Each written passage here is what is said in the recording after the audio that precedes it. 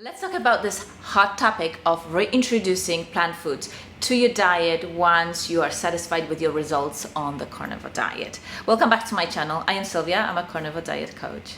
Most of us go on the carnivore diet because we don't have any other choice. This is it. We hit the rock bottom. The medical system cannot help us. We got the final blessings, or you can only manage your symptoms and that's it. You're going to be stuck with this disease. And then you discover a carnivore diet. Most of us go on it because of it, not because of any ideology or thinking that we're supposed to eat only meat. That is the proper human nutrition. That might be the case very well, but I think evolutionarily we did eat some of the plant foods, mostly as a fallback. And I think we would have eaten fruit in season because it just tastes good. It's sweet, and Mother Nature wants you to eat it so that you can move the seeds further out from the mother tree. So for the most of us, after we are satisfied with the results we're getting from the carnivore diet, the next question gets to be, what can I add back? And people will want to drink coffee. That's probably the number one. And number two is tea, and then some fruit. And some people genuinely do better if they have some carbs in their diet. They're typically from warmer climates, or they work out hard in the gym, or have issue sleeping if they don't have any carbs in their diet.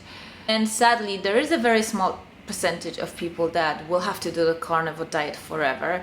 They usually have multiple autoimmune conditions with psychiatric disorders. These individuals usually have to stick with a carnivore diet, and a quite strict one, like meat, fat, salt, and water. Okay, so you arrived at the stage of wanting to introduce some plant food to your diet. Start with a single item. Let's say with the plain apple. Peel it, because most of the lectins and oxalates are in the skin or right underneath it. And of course, don't eat any seeds. And let's say you're starting with an apple, just have that apple the day one, and then just watch for a week what happens. Like, give it 2 days after you eat that one apple in a day, and then see what happens. Have a diary so that you know exactly how your body responds. 2 days later, if all looks good, have another apple, preferably also peeled, and then see you on Friday, Saturday, how it's going. If you had no symptoms and you feel equally good prior to eating an apple and after eating of that apple for a week, okay, this is a safe food for you.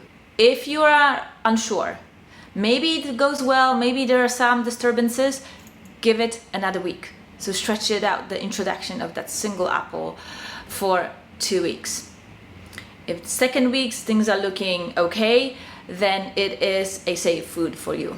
If you're unsure, or you have some changes into how your body digests food, how you feel after you eat, maybe your skin gets itchy, maybe your lips get swollen, perhaps you have some stiffness back in your joints, I would say stay away from that food. That doesn't mean that everything else will be bad for you. That means that apple at this time is a no-go.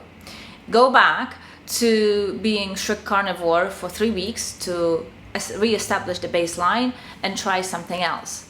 Perhaps this time it's going to be a piece of an orange, and you repeat the same process. One orange, wait 2 days, then try another orange, then reevaluate Friday or Saturday, and then see how you feel. If you feel great, then week 1 is a success, and then you can move on to another type of food that you want to introduce. If you are unsure, stretch it out for the next week and make the trial period another 2 weeks.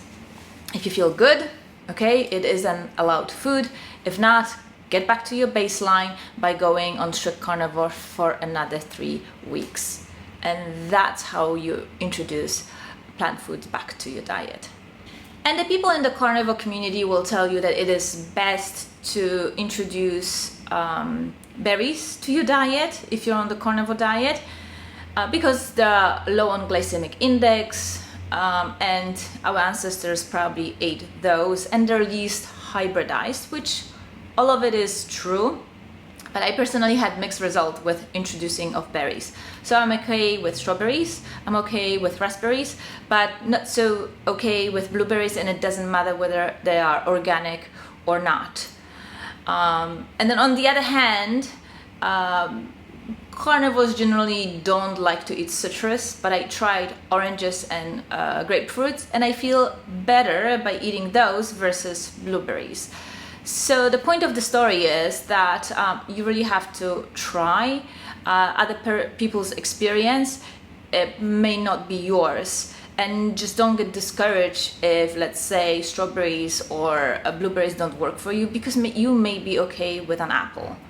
For example, I do well with apples. I generally peel them, but when we were trying to introduce apples back to the diet of 2 of my clients, they had a bad reaction to it, whereas they did fine with berries. So such a huge variability among people how they respond to plant foods being introduced back to their diets. Another interesting observation I made when it comes to introducing of plant foods to your diet is that your responses to these foods varies, sometimes even when you are introducing them. So for a few months you might be okay with apples, and then 6 months later you might not feel so great anymore, and you have to stop eating them and then switch to pears, or maybe switch to some other type of fruit. I've noticed this particularly, I know it's not a plant food, but a good example. I was doing okay with honey, then a few months later I was not feeling all that great after honey. Mostly I was feeling like I'm burping and had too much of a sense of fullness after I had honey. And then a few months went back, I stopped consuming honey, I introduced it back again, and I was doing fine again. And I don't really have a good answer as to why this happens this way, but don't get discouraged if you one type of fruit or vegetable was okay with you 6 months ago and you need to change it right now. That's just the way it seems to be, and it's okay. Just switch it up, and if you really like that type of fruit or this type of root vegetable, then you might want to try it again 5-6 months later. When it comes to adding vegetables on the carnivore diet, I was just limited to root vegetables. And the same approach is taken by Paleomedicina that developed the paleoketogenic diet. If you are going to go on PKD maintenance, there are some root vegetables you can eat, about 30% of what you are eating per day, but that's about it. I personally don't go out of my way to eat vegetables. Usually when it happens, it might be as a kind of a snack in social setting, if there's a side dish of a sweet potato or baked carrot. That's about it. I don't cook it for myself at home. I just stick with the meat, and that's it. I'm perfectly happy. Definitely stay away from all sorts of grains. If you had chronic disease connected to the gut issues, there's just no good amount of grains, particularly all those containing gluten, that will be appropriate for you, even if you are in remission or symptoms free. I would also recommend that you stay away from all the leafy greens, all those spinaches, kales, mustard greens, all this stuff that gets jammed into your green smoothies and green juices. Stay away from them. They aren't health foods. They're not good. And another thing I want to mention, just in case you had an idea that processed foods are a thing to introduce to your diet, anything packaged, processed with more than 5 ingredients, most of them that you cannot pronounce, there are some letters and numbers that mean some colorings or some additives, stay away from that forever. Oh, and let me add this one last group of foods that are fermented foods. Traditionally, and if you come from the GAPS diet community, you know, there is huge emphasis on eating of fermented foods, and definitely they have their place in our diets, provided our guts aren't completely damaged. And in my experience and the experiences of my clients, it is 50-50. If you are at the beginning of your healing journey, stay away from fermented foods. you may or may not be able to introduce them back to your diet at a later date. Some people will do well with them, and maybe they will add some diversity to their gut microbiome.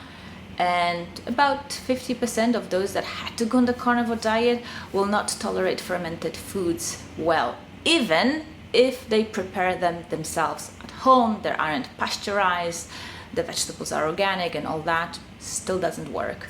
So again, it's the issue of trial and error. And if you are looking to add fermented vegetables to your diet, you might have to be careful and screen for the side effects the same way you would do with other foods that you want to introduce to your diet. All right, I hope this has been helpful. Definitely stick with the process of introducing a single type of food into your diet if you've been on a carnivore diet for a long time. I would just add word of caution. Most of the carnivores are in some level of ketosis, and if you are in continuous ketosis for a really long time, once you start eating that fruit, that apple, it's really hard to just stick with that one apple, because once your body figures out that there is an easier and less labor-intensive way of getting energy, you might want to binge on the apples or on the berries. So just really control that process so that you don't ruin all of your gains. All right, if you haven't yet, subscribe, hit that notification bell. Go to my website. It is all updated and revamped. Add yourself to the mailing list, and I will see you in my next video.